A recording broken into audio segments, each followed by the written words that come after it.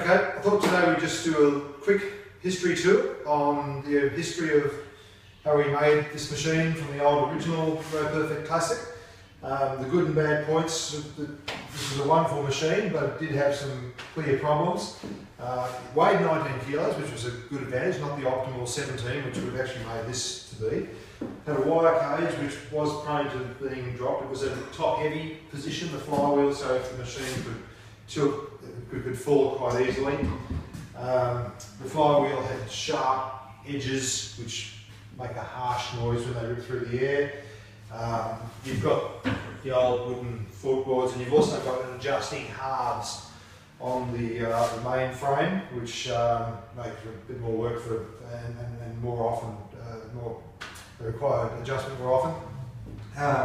The adjustment of the height was a bit awkward, and we felt that the machine needed to be a little bit higher for optimal usage. So the changes we've made, this machine now weighs 17 kilos, not 19. The flywheel, which I'll have a look at the prototypes in a minute, but it has 6 vanes instead of 8. It also has nice rounded edges, so the noise is a lot less harsh, much more pleasant for the ear, and a lower tone as well.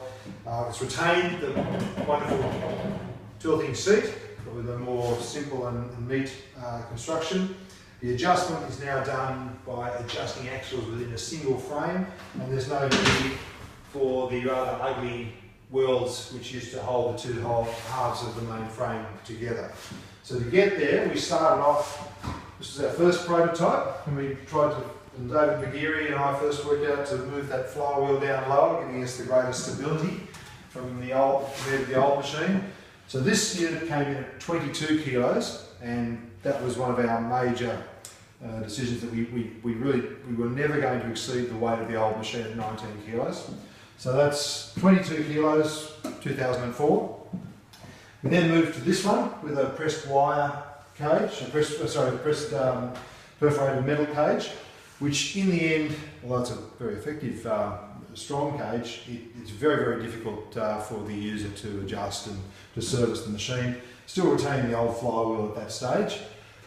This was going to be our first production model, and in fact you can see it's got the first production sticker on it, but we decided at that point that this pressed perforated steel cage was not suitable and would not have suited users. So we started on our next prototype in about 2006 with this. That's our first prototype of what then becomes the final cage, with a mixture of plastic and perforated aluminium.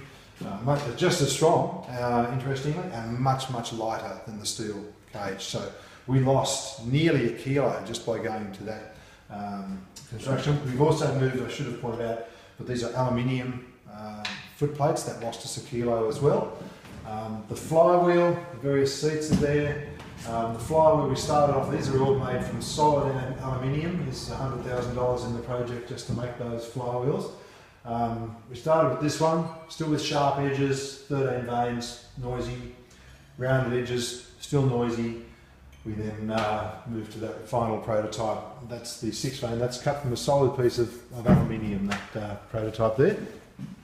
So that's the stages of the flywheel.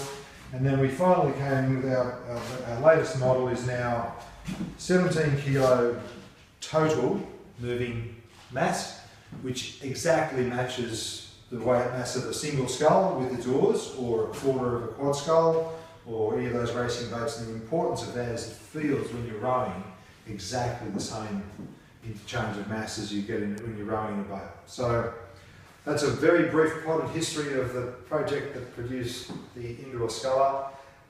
You're welcome to come and try it, and for those of you who already got one, that hopefully explains the reason it took 5 or 6 years, well actually 8 years in total, to get to this final production model.